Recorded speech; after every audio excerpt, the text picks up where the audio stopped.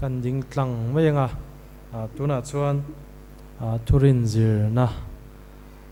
kan nei anga ron zir pui torin upa sel lian thanga kan so manga ani hian minute somni huna nei ni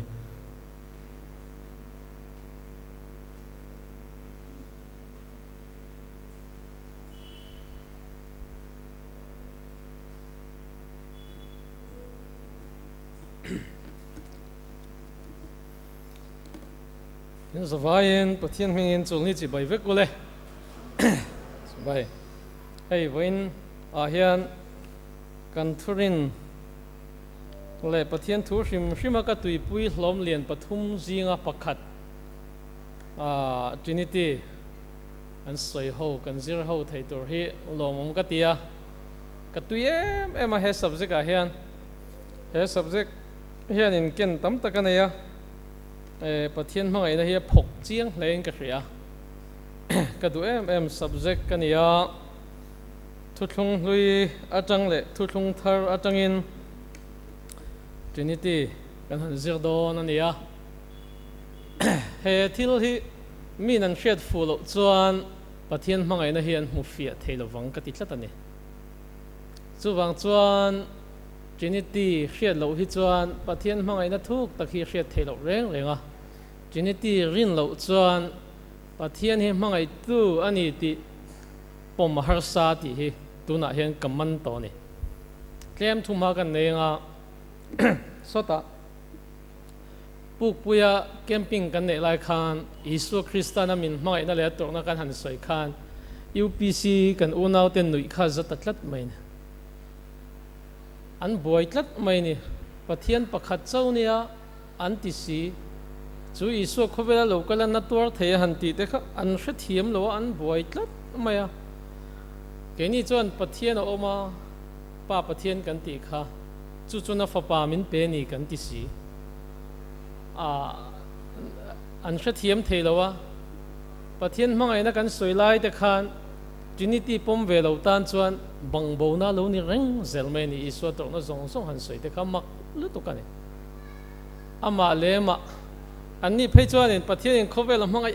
em chu ti chuna fa pa mang le chuna pe ti hin nok kan tia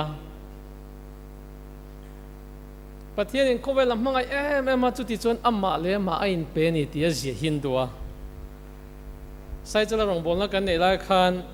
trong bul lama chuan pathian in khovel mangai em chu ti chuan amma le ma ain pe ni ti ni an tinga mani sak mai ma chuwang chuan nok an ti em maya Johana bung thum chang som le parukhi khowela ka chang du per mai ania a ol samboka a ol wang po ni lo hen ro pui lu tuka he hian pathian mangai na hi puang zar ne em mai ani Trinity ring lo tu te ro chon nok an ti em a ril zia hi ka soi vek seng dong lo wa voina hian han ti zung don ani ole Trinity hi kan soi ta ang khan Trinity Adventist na kan pom hi lomom ka tia chuti rolin pathian hi pakhat ani ti hi kan hriat a poimo a in kal ta mi in ti mai thaya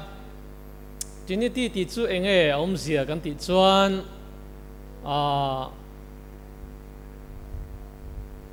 pathian pakhat a oma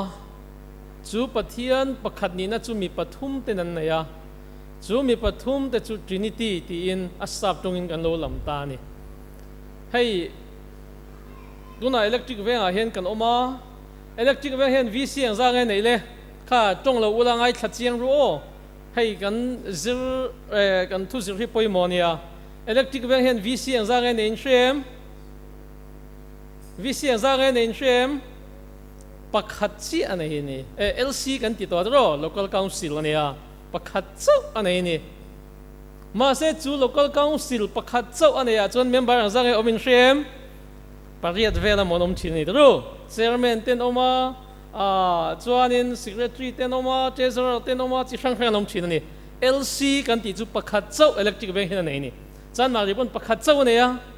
chu tiang bok chuan pathian hi pakhat oma ma se chu pathian pakhata chon minung pathum LC member heta po pasari pariat vel ano mangkhan ปะเทียนประคตาเห็นมีนุ่งปัทุมันอมันนี่ตีจู Bible information กันหูดานะจังจวนนี่ตานี่ไอ้ตามันทุ่มิงชิลว่าไอ้เจ้มันทุ่มิงชิลว่าเงินปะเทียนประคตาอมาจูปะเทียนประคตาจนมีนุ่งปัทุมันอมันนี่ตีจู Bible จังอินกันเราเอ็นโดนั่นนี่โอเลมาท้ายมุสลิมนี่เลยปริยาจังสมเลยปะกัวมาสับรินกันเชียร์งะจุดที่ชวนกันอุลาน้ำที่นั่นมีจิตติระแต่เสียมอุลาป้าเล่ฟ้าป้าเล่ถ้าเราเที่ยงหิมมิงะชวนบัพติสอุลาเองโมโลหลังคาป้าเล่ฟ้าป้าเล่ถ้าเราเที่ยงหิมติอารอนลำตานี่ชวนอิสวาขานินบัพติสมาจังะอิสวาบัพติสมาอาจารย์ขาน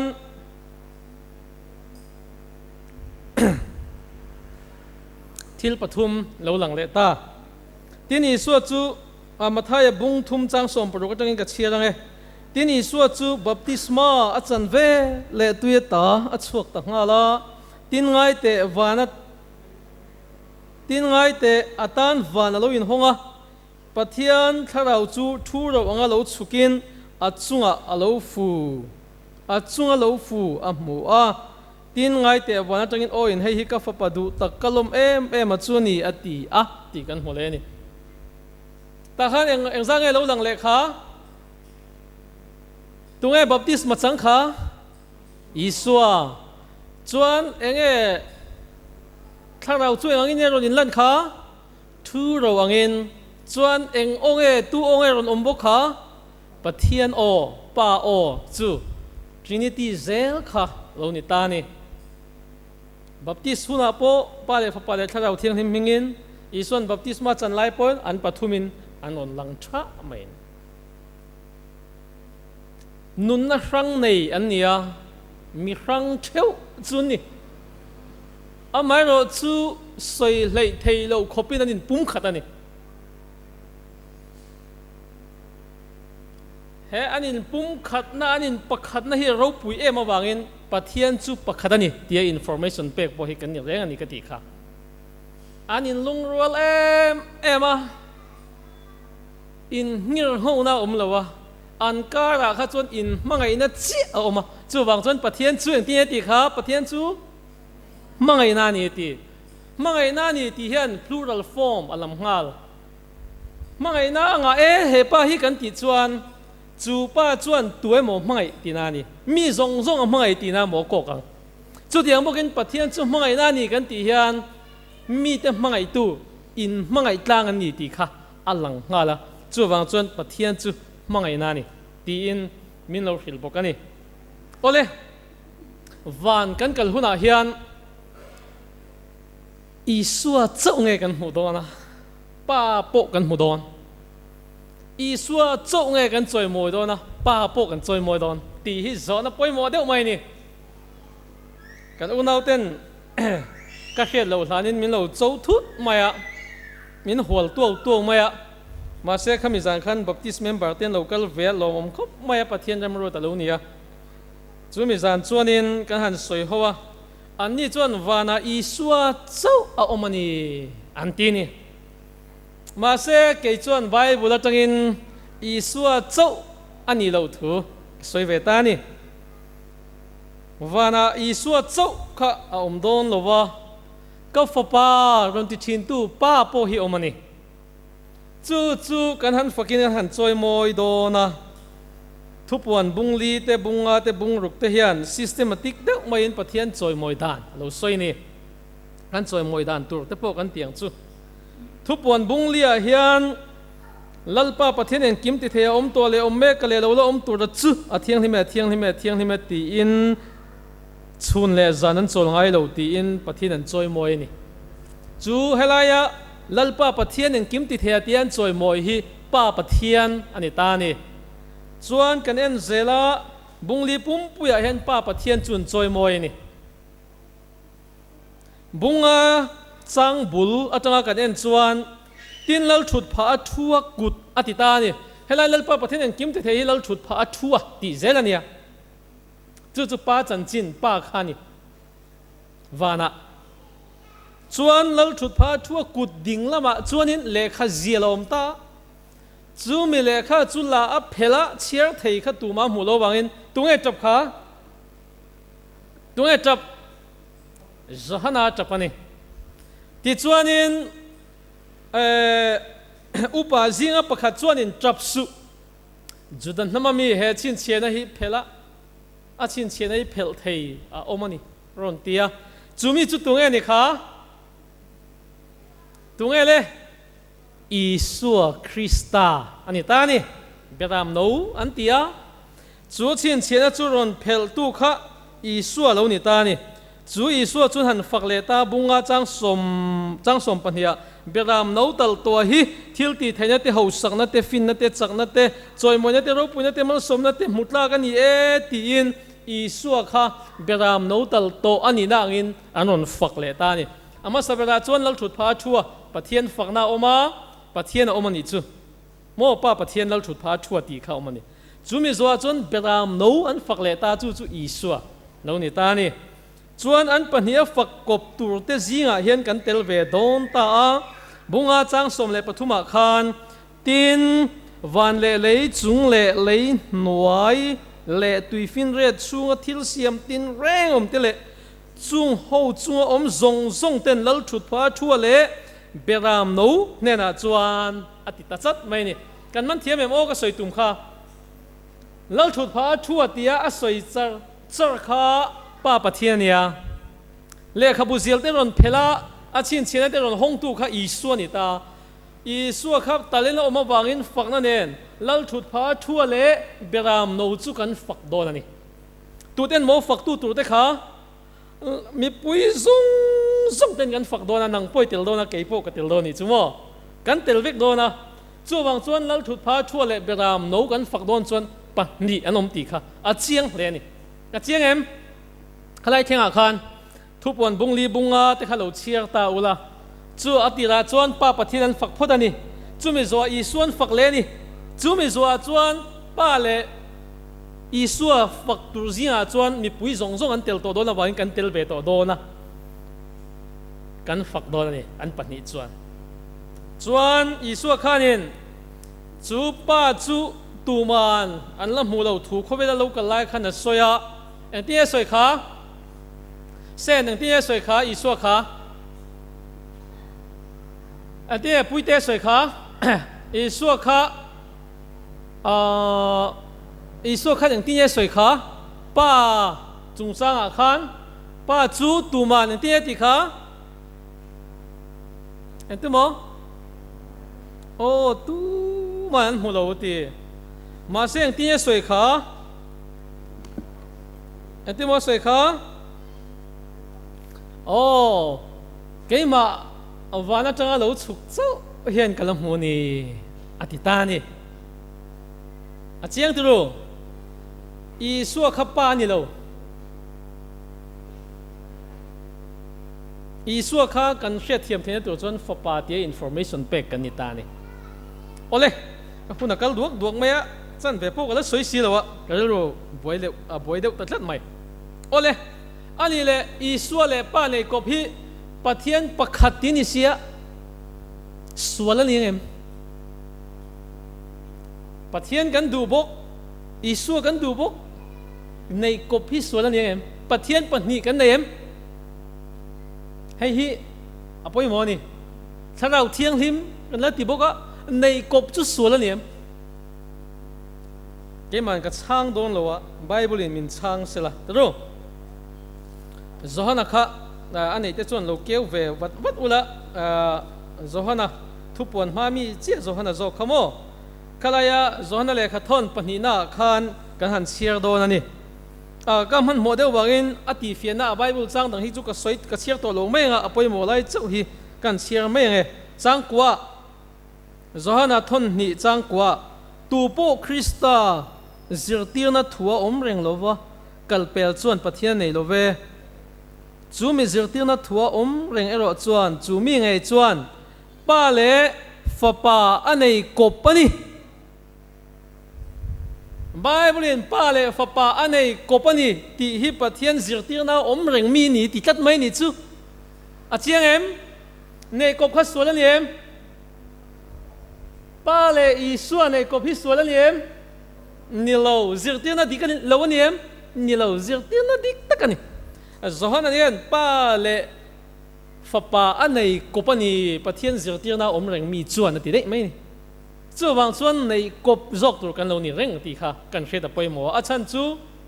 pathian pakhata chuan pa le fa pa le tharau thiang hi man oma chu mi wa nei kop wa pom chu sual ani reng reng lo kan chala chin chena lo om tur po kha yang tia ni kha an chala pa ming le beram no ming zia ka chuang an ni don ani ti pathian mi te chu mo trinity pom tu ni nge don zok ani chu kan non thiam tu ro kan chala chuan pa ming le i suam ming ala chuang zok don ani chala pa ming le i suam ming chuang ti om zia chu chala an ziak don ti na ni lovin thin lunga pa le i suam pom tu ten ni don ti na ni chu chu wang chuan a man hla khup mai ni nei kup hi mo a suang le reng om lo wa pum khat pakhat an nia pathian ni na nei ve ve siam tu ni ve ve le mithi kai tho thei ve ve mithi kai tho thei vek an ni tlat mai chu kan hret a poimo ni ole ka soi ta ang khana tira khan te khin thun klem kan soi to he electric veng hian LC pakhat chau an nei a ma se member tam tak an omani chu tiang chuan pathian pakhat a oma chu ta chuan minung pathum an omani ti kan soi to kha ole chu thu thung thar atangin kan han en khan chiang biang maya kan van kai huna po van rama lal thut pha thua pathian mel kan mudon ani mo chuan min tlan tu ngei mai akut thir khen na akut thira an khen na nu ma te anak hliam te kan mudon boka kan mukop don ani anin lung rual dan hi athuk lut tuka anin mangai dan hi aril tuka anin pum khat dan hi chuwangin pathian pakhatia information min pek dan tlem kan soile lokonga chuan thuthung hlui lama trinity lo lan na te kan soi don ani kal de zung dona hei nupa ka han oma puzau te nupa po son thudun real maya chuan pinawi ho to ni mai thea o nupa ka han oma nupa in pum khat na te hi alom om em maya pakhat ti ni bible atang chuan mo pakhat in hrengai mi alo te kha kanin hmangai awang khan apuin ka chungte ron hmangai ve hal ringota kein na chungte ka hmangai hal ringota pum khat kein hmangai chuan mo kha chung khata kan lo in siam ta ni hei siam te nu pa pon oma siam an nu chungte hmangai thawa nuin siam chungte hmangai le kha pum khat ni na hi agil em mai ni chu wang chuan nu pa po bible chuan ti ti kha pahni tiam ti to lo engzai bible trong kama chuan nu pa chu pum khat mo pum khat ani dei mai ni chuan pathian pakhat ati na trong kam reng thu thung hlui am han na zong hi kan han en chian khan hei grape bor khat kan han ti te chuan coconut bor khat mo hei zung pakhat lika hian ra tam de om thinin hre thiam em tu in hre thiam ang tu chuan khatiang bok khan pathian pakhat ti na hianin khalaya a bor ang chi atam ang chi kha bor khat te keni chuanin a bor kan ti zela khatiang ang chi kha hebrai tonga chuan pathian pakhata omani ti na khan an lo mangsa renga plural form manani mo chu kan hre thiam a poimo khop mai ani ole vana chuan kan soita ang khan pa kan hunga fa pa kan hudon ni ti chu bible tang chiang em mai min lo hrila kan choi moi don ani ati tlata a om lo pui ha kan choi moi don ami ni ta don lo ni mo kan mu ngei kha kan choi moi don kan mu don ani ti kha ni warning ania chuan thu thung hlui lama tangin kan en vele zokanga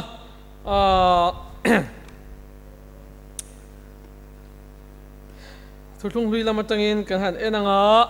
ta thu thung thar lama tangin pakhat soi du kala nei lup i soi tu na enge kan tan wana thokha min soi pui tu ma nge din kha avan chiang ve du chuan tharau thiang lim chung chang soi le talok ila thu thung thar lama tangin roma khan ang tin ye soi kha eng tia trong trai tu nge kan hriat lo lai po in rombung re chang som ni paruka khan tharau chuan room soi thei thei lawin min trong trai sakane min mangai ni tru pa in min mangai ang bukin fa pa po in min mangai chu tiang bukin tharau thiang lim po in min mangai ni chu trong trai dan tu kan hriat lo lai po min trong trai sakane room soi thei thei lo han ti chu trong deuh ni o tharau hi mo chu wang chuan he nun na nei pathian minung pathum am bok si setina tan chon bei rol ani lo reng reng ani mo setina ngam chi ani lo reng reng pathian hi ti kha an hre da poi mo a min soi pui tu na a thona hi pa ma ani chu pa ngei po chu kan la mudon ani mo ole thu thung hlui lam tang kan kale lo ka warning ani a min nga vel mo kala nei min nga vel mi kala nei kha ole thu thung hlui lam a chon kal ta ila Isaiah bung som li le paria chang som paruka hian Trinity kharon lang le kho maya han chiar ta ila Isaiah bung som li le paria ta khan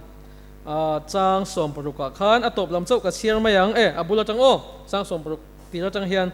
nang ni ho hian miron nai ula hei hingai tharu atira chang khan rukin thu ka soi ngai lova a om tir atang khan chuta chuan ka om hei hi isua soi ni a om tir atang ati chu pa om tir lai khan ka om ve to ni ti alpha ve ve ni tinani chuan a om tir atang khan chuta chuan ka om tuna hian lalpa pathian le atharau chuan kei hi mitir ta a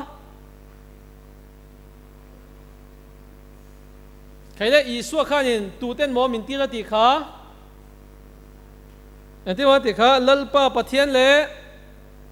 atharau chuan min tir ta ti ta ni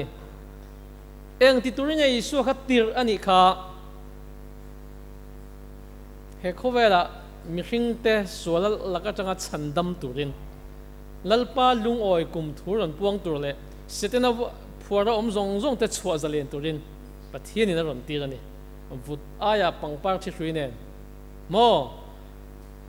lungai aya lomna ni turin kan sual zong zong laka ta min chandam turin lalpa pathian le tharau chuan min tir ani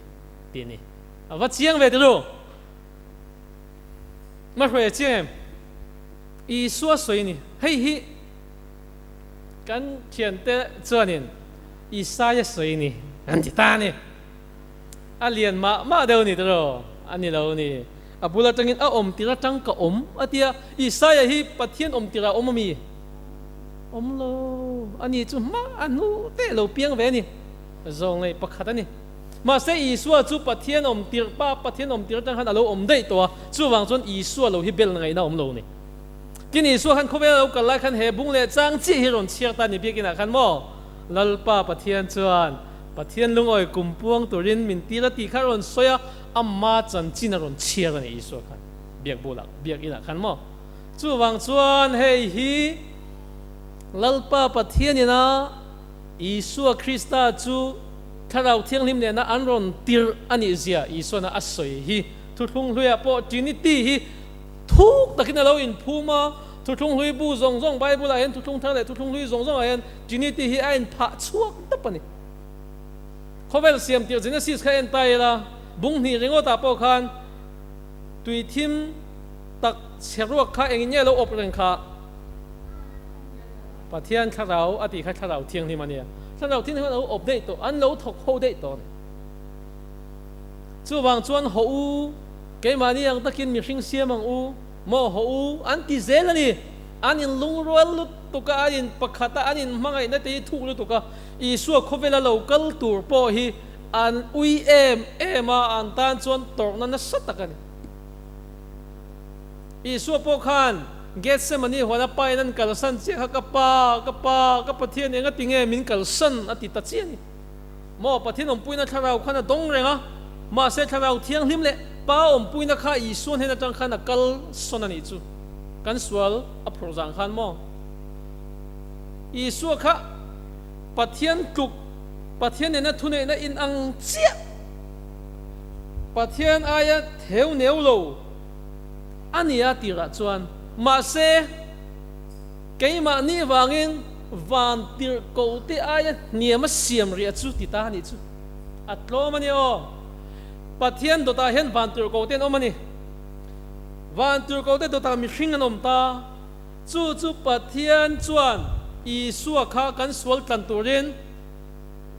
engin ya ron siama ti kha van tir ko ti aya niam siama ni ti